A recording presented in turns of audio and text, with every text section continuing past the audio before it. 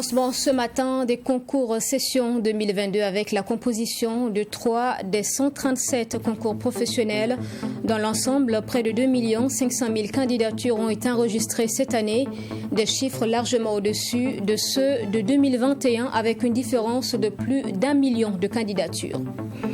En fin de semaine dernière, une conférence publique sur la question de la construction d'une autonomie stratégique dans la lutte contre le terrorisme au Sahel, le contexte géopolitique étant en pleine mutation. C'est la société burkinabé de géopolitique qui est à l'initiative, des détails dans un instant. Et puis, le 19 août dernier, 5e anniversaire de décès du docteur Salifou Diallo, chef du Parlement à l'époque.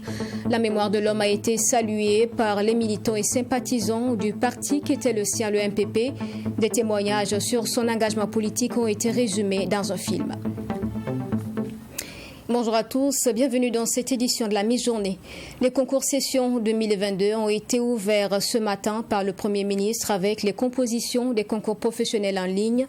Pour l'organisation pratique de ces concours professionnels et directs, les services techniques du ministère de la fonction publique ont enregistré du 20 juillet au 11 août donc 2 415 753 candidatures contre plus d'1 400 000 candidatures en 2021. Et en ce qui concerne les concours professionnels de la présente session, 40 567 candidats vont y prendre part. Le lancement officiel donc de ces concours est intervenu ce matin. Le reportage avec Mamétri Anakamabo.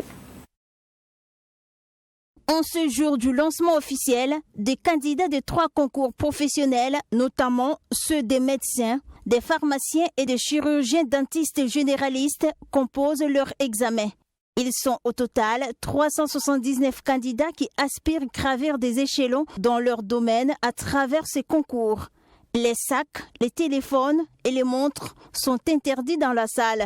Chacun devant son ordinateur, ils ont 2 heures de temps pour répondre aux questions. Le regard vif et l'air confiant, Idriss Djerma, l'un des candidats au concours professionnel des médecins spécialistes, dit être prêt. Oui, je suis confiant et j'espère que tout va bien se passer. Alors comme on s'est préparé il y a 2 ou 3 mois, donc on croit que maintenant la confiance y a. Mais comme ce n'est pas la première fois que ça se passe en ligne, donc ce n'est pas vraiment nouveau pour nous. Et en ligne aussi c'est mieux parce que les résultats sont plus rapides et on ne stresse plus après des mois pour avoir les résultats. La plateforme de la composition en ligne des concours professionnels a été conçue par des informaticiens burkinabés de la diaspora. Sur cette plateforme, les candidats doivent répondre à des questions aux choix multiples. Et les résultats d'admissibilité des concours composés seront disponibles au plus tard dans les 2 heures qui suivent. Selon les membres du gouvernement qui ont assisté au lancement, toutes les dispositions ont été prises par le ministère de la fonction publique afin que ces compositions se fassent dans de meilleures conditions. Vous avez vu tout à l'heure dans la salle, on a présenté au Premier ministre du gouvernement comment le contrôle il est fait. On n'a plus besoin de mobiliser beaucoup de personnel pour surveiller les candidats en tant que tels. Ils savent aujourd'hui qu'il y a une vidéosurveillance qui est là. Et ça aussi, ça veut dire et l'innovation est là, et la créativité est là pour faire de nos concours des concours crédibles. Des concours crédibles et aussi légitimer le concours comme la seule voie pour accéder à la fonction publique. Ce mécanisme qui a été mis en place permet aux candidats de gagner en temps.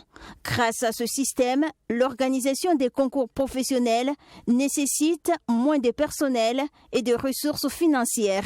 Nous sommes dans une mutation institutionnelle, nous sommes dans une mutation administrative, nous sommes aussi avec les jeunes. Vous savez, ça montre qu'au Burkina, de 25 à 30 ans, les gens ont compris l'importance de l'outil informatique. Chacun s'y est mis.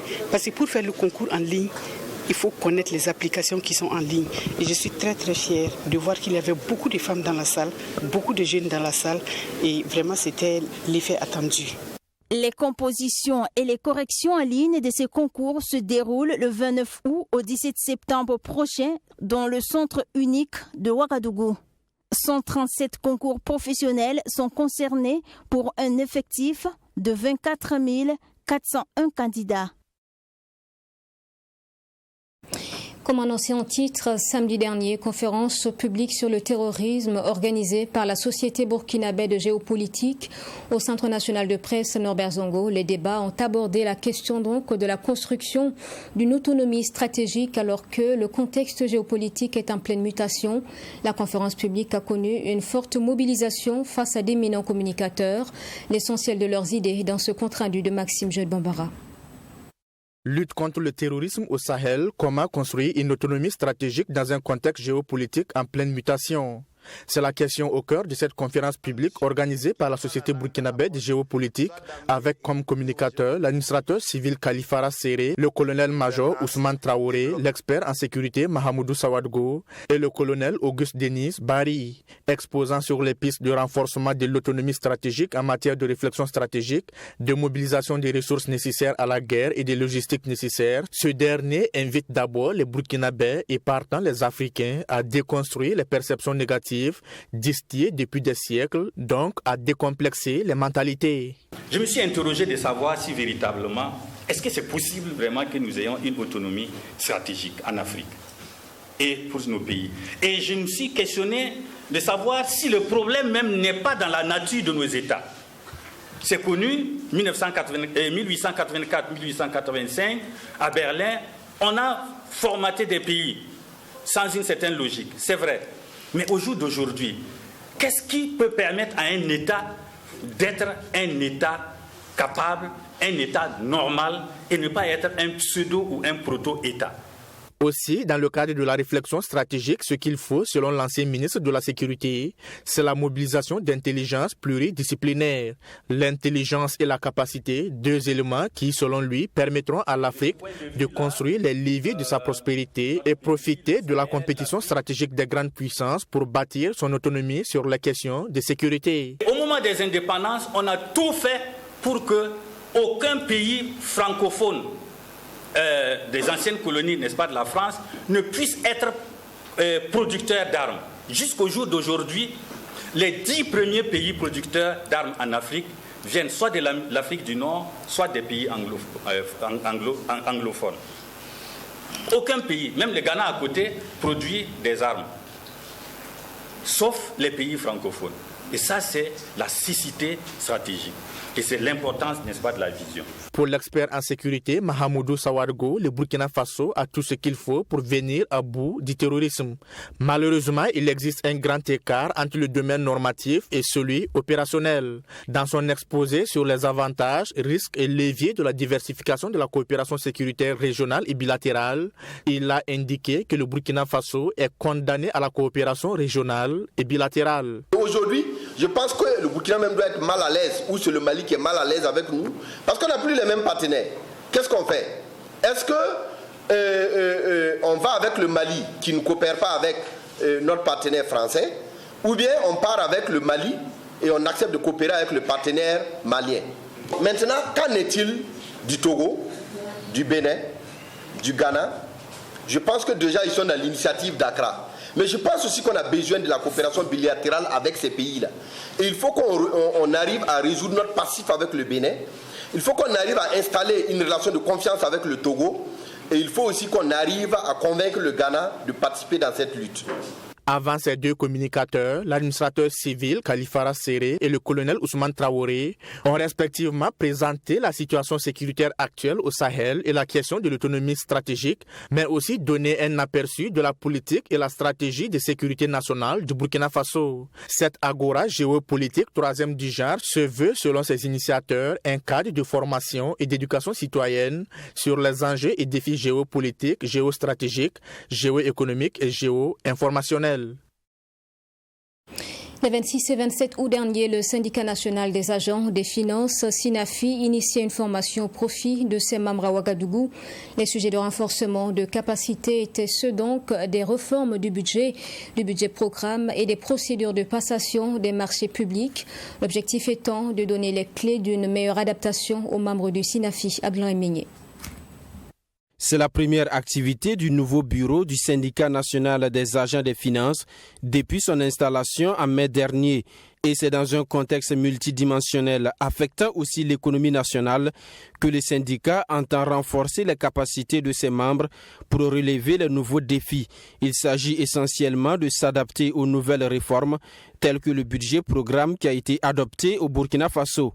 C'est aussi une occasion donc de renforcer les capacités de nos militants, nos délégués syndicaux, pour leur permettre d'être plus opérationnels et plus efficaces au niveau de leurs postes respectifs. Et avec les réformes intervenues au niveau du budget programme, il faut chaque fois faire une mise à jour un peu des connaissances pour permettre à tous ceux qui suivent effectivement ces questions de réforme d'être un peu plus efficace. Cette séance de renforcement de capacité permet également de mesurer l'évolution de l'exécution du budget programme. Pour le syndicat, l'adoption du budget programme est à saluer, mais dans son exécution, quelques points laissent à désirer, d'où la volonté du syndicat d'apporter des critiques constructives. Donc on est passé du budget objet à budget programme, c'est-à-dire pour prendre en compte non seulement l'aspect ce qu'on va acquérir, mais aussi tenir compte de l'impact de ce qu'on va acquérir dans l'amélioration des conditions de vie dans le pays. Dans la mise en œuvre, il y a beaucoup de choses qui restent à faire parce que c'est quelque chose qui n'est pas simple. Beaucoup de choses restent à faire et nous restons toujours sur notre soif par rapport à un certain nombre d'éléments. Ce n'est pas encore effectif. Voilà, ce n'est pas encore effectif. Mais là où nous sommes, il convient quand même de marquer une halte et donner l'information aussi aux militants afin que chacun sache où se positionner par rapport à cette question et puisse mieux contribuer aussi à la réussite de la mise en place de ce budget programme. Il sera également question pour les participants de révisiter les procédures nationales de passation, d'exécution et de règlement des marchés publics. Cette session de formation qui se tient les 26 et 27 août a été l'occasion pour le syndicat de présenter son nouveau bureau composé de 11 membres. 19 août 2017, 19 août 2022, nous étions 5 ans après le décès du docteur Salifou Diallo, ancien président de l'Assemblée nationale et président également du MPP. Pour l'occasion, l'homme a reçu une fois de plus la reconnaissance de ses camarades militants et sympathisants pour son engagement politique. Samedi dernier, plusieurs activités, dont la projection d'un film, ont donné lieu à cet hommage au feu. Docteur Salifou Diallo, les images avec Sarah Kaboré. 5 ans après la mort de l'homme politique Dr Salifou Diallo, les souvenirs restent toujours gravés dans la mémoire des militants de son parti, le Mouvement du Peuple pour le Progrès. Après une minute de silence en sa mémoire, la projection de ce film sur la vie de feu Dr Salifou Diallo. Ces images laissent voir un tant soit peu son parcours politique, notamment l'impact de son passage à l'Assemblée nationale en tant que premier responsable. Un leader, un homme de combat et d'action. C'est l'unanimité qui se dégage quand ses camarades politiques parlent de cet homme d'État. Maître Benewende Stanislas Sankara, ancien premier vice-président, revient sur les grands chantiers que le regretté a pu initier. C'était de reconstruire un parlement à la hauteur de l'ambition. C'est surtout de faire du parlement burkinabé le temple de la démocratie inclusive, de faire en sorte que la place de la femme lui revienne, tout comme celle des jeunes. Et l'ensemble de ces combats, il a eu le temps de le concevoir à travers un plan stratégique, opérationnel, qui devrait faire du Parlement burkinabé à l'horizon de l'année 2020 une Assemblée nationale crédible. Malheureusement, le destin en a décidé autrement. Toutefois, des actions ont été conduites sous le magistère de cette ancienne figure emblématique de la classe politique burkinabé. On peut noter la construction de grands barrages comme celui de Samandeni et de Ziga, alors qu'il était ministre en charge de l'agriculture et de l'eau. L'homme s'est également opposé à la privatisation de l'ONEA, nous raconte un de ses anciens conseillers techniques. Avec l'agrandissement de la ville de Ouaga, par exemple, il fallait trouver des solutions pour que la structure soit viable, l'ONEA soit viable. Pour que l'ONEA soit viable, il fallait trouver des approches de gestion. Et c'est sur la base de la gestion qui n'était pas bonne que la question de la privatisation est venue. Et nous avons mené avec le ministre Salif Diallo une bataille contre cette privatisation-là. Ce qui a abouti à ce que l'ONEA existe sous sa forme que le Burkina veut jusqu'à nos jours.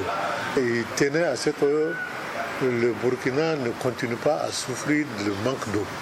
Donc il fallait, en plus de la société de distribution d'eau, l'ONEA, créer aussi des ouvrages de mobilisation des ressources en eau de surface. À travers ces différents témoignages, ces militants du MPP espèrent que la mémoire de leur ancien président transcende les générations du Burkina Faso et d'ailleurs. Ils entendent également les années à venir écrire un livre en la mémoire de l'homme qu'ils considèrent comme un bulldozer politique. Répondant à l'appel du président du Faso à assainir les villes, les délégations spéciales de la commune de Ouagadougou ont tenu le 27 août dernier une opération Manamana. Elle a permis de rendre propre des arrondissements de la commune de Ouagadougou et la commune de Samba également. Les populations ont adhéré à l'initiative en se mobilisant autour des présidents de délégations spéciales. Les images dans ce reportage. Il est 8 heures passées de quelques minutes au rond-point Rotary de l'arrondissement 4 et malgré la pluie matinale, les populations sont mobilisées, munies de dabas, pelles et râteaux pour l'opération Manamana lancée par les délégations spéciales de la commune de Ouagadougou. Tandis que certains arrachent les herbes, d'autres balayent et ramassent. Les ordures sont déversées dans des tricycles et camions poubelles. Pour le président de la délégation du dit arrondissement, les populations doivent s'approprier cette initiative. Quand le gouvernement a lancé cette opération, au niveau de la région du centre, il y a un programme qui a été établi afin que chaque arrondissement puisse s'impliquer le dernier samedi du mois pour mener ces activités-là avec l'ensemble des acteurs qui l'accompagnent. Et pour nous, c'est une occasion pour inviter l'ensemble des populations de l'arrondissement 4 à s'approprier cette opération de telle sorte qu'au niveau de notre arrondissement, toutes les artères puissent paraître propres et permettre donc à la population de vivre sainement. Après l'arrondissement 4, le cap est mis sur l'arrondissement 10. Ici également, au marché 14e, les populations présentes travaillent avec engouement et bonne humeur. Les voix se confondent dans un vacarme. Brouettes, tricycles et camions poubelles se remplissent d'ordures. Le président de la délégation spéciale de l'arrondissement 10, Augustin Caboré, s'est dit heureux de voir les populations si fortement mobilisées autour de l'opération Manamana. Cette opération justement va nous permettre d'assainir le marché. Et cette opération est un acte citoyen. C'est un acte citoyen au-delà justement de ce caractère festif que nous voyons. Il faudrait justement que les populations puissent s'en approprier. S'en approprier justement pour pouvoir l'exercer justement toujours, tous les jours. L'exercer dans les domiciles, l'exercer justement dans l'éducation justement des enfants, pour que cet acte citoyen soit dans notre culture, dans notre habitude de toujours. La dernière étape de cette opération de nettoyage est celle de la commune de Samba. Le marché de la localité est pris d'assaut. Les populations, toujours au rendez-vous, débarrassent l'espace des déchets. Le gouverneur de la région du centre, sur place, a annoncé que l'opération Manamana s'étendrait sur d'autres arrondissements et communes. Il a de ce fait invité les populations à faire bloc autour des autorités de la transition afin de pérenniser l'initiative.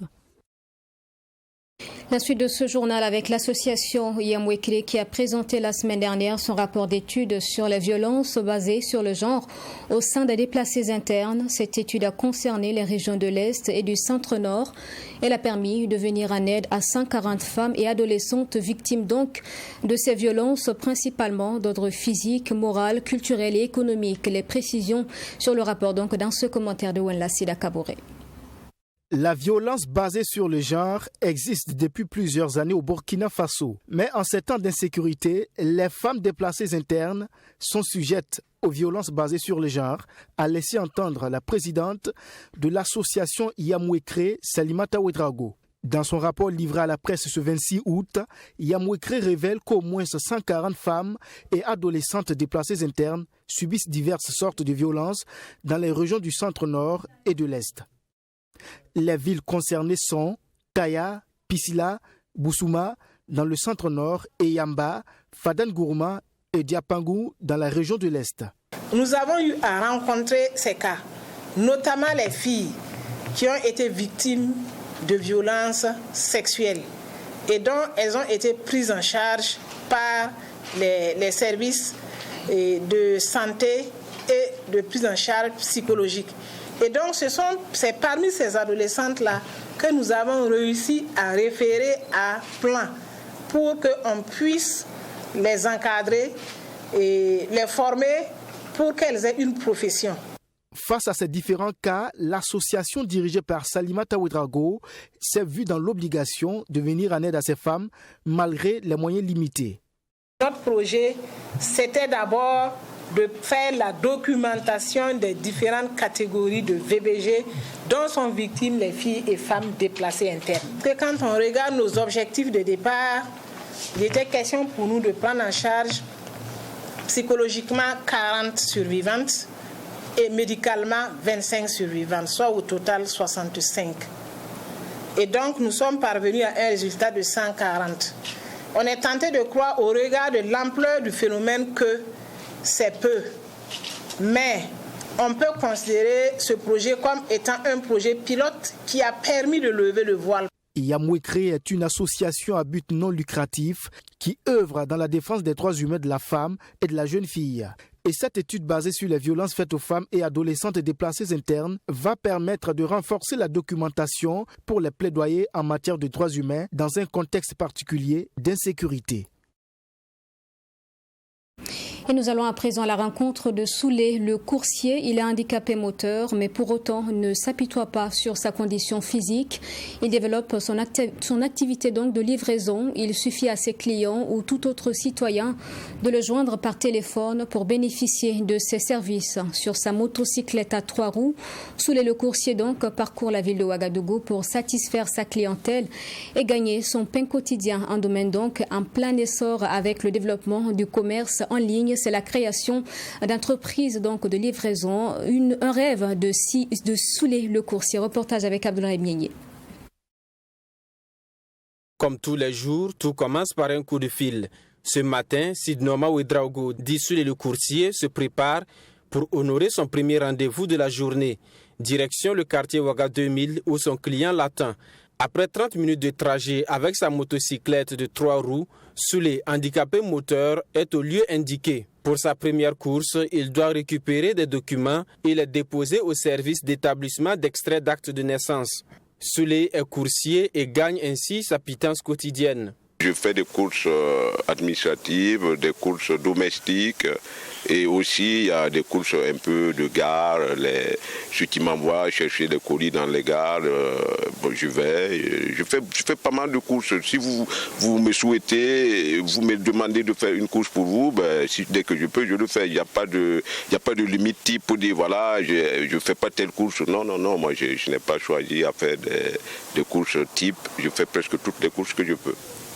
Soulé ne patientera au soleil que quelques minutes. Son client se présente et lui remet les pièces nécessaires pour l'établissement de son document administratif. Ce monsieur fait partie des clients les plus fidèles de Soulé. Une fidélité qui s'explique par l'admiration que ce dernier a pour le coursier. C'est pour faire les extraits de naissance de mes enfants. Donc je suis un professionnel, je suis occupé, je suis pris par le travail. Donc chaque fois que j'ai besoin de ce type de documents, en tout cas, je sollicite ses services, mais il me satisfait. En tout cas, c'est un monsieur très dynamique, professionnel. Je suis satisfait en tout cas de ses services. C'est un monsieur, malgré son handicap, il se bat. Après Ouaga 2000, le cap est mis sur Nioko 2, à une quinzaine de kilomètres de là, dans la périphérie nord de la capitale burkinabé. Ici, Soulé doit livrer un colis. Et après réception, c'est un client satisfait qui loue ce nouveau métier de livreur qui émerge. On est beaucoup satisfait de ces courses. À chaque fois, il fait ça très bien et il n'a jamais pris de retard. Et vraiment, on est très satisfait. Cette activité coursier, moi je le trouve très très bien parce que souvent tu te lèves la journée, tu as 1000 choses à faire et si on pouvait repartir à d'autres personnes qui puissent quand même te dégager plus de temps pour mieux avancer quoi. Depuis 2 ans, Sidnoma Ouedraogo mène cette activité qu'il juge peu rentable. En plus de la fatigue physique qu'impose cette profession de livreur, Suledi fait face également au comportement de certains clients indélicats. Il y a des gens qui me sollicitent pour des courses. Bon, seulement, souvent, quand j'arrive, ils ont de la peine à payer normalement. Ils disent « Ah non, mais c'est trop cher ». Bon, vous voyez, il y a des distances, les extrémités de Ouarad surtout, quand tu y vas. Par exemple, comme Rayongo, comme Nagrin, des distances assez longues. Bon, ça sollicite quand même, ça demande quand même un peu de moyens pour... mais il y a des gens qui veulent faire des courses de distance assez longue, à 1000 francs, 500 francs pour ton carburant. Bon, vraiment, c'est assez compliqué. Malgré ces difficultés, notre livreur ne se laisse pas gagner par le découragement. Et avec les sollicitations de plus en plus grandissantes, Soulé ambitionne se faire épauler par d'autres personnes avec en ligne de mire la création d'une entreprise de livraison. Mais par manque de moyens financiers, cela paraît pour l'instant comme un rêve inaccessible. Et voilà pour ce journal. Merci de l'avoir suivi. Je vous souhaite une excellente suite en notre compagnie. Le temps de vous retrouver demain à 7h30.